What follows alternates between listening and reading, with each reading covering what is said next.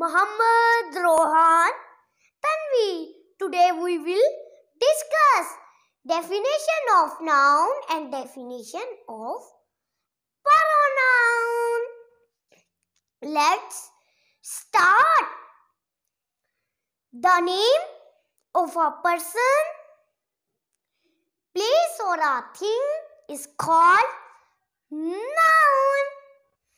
For example, Khar, Ali, Jared and Rohan, Muhammad Rohan Tanvi.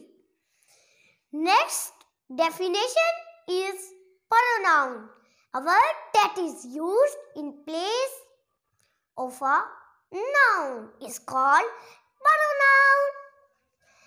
For example, he, she, it. Shukriya.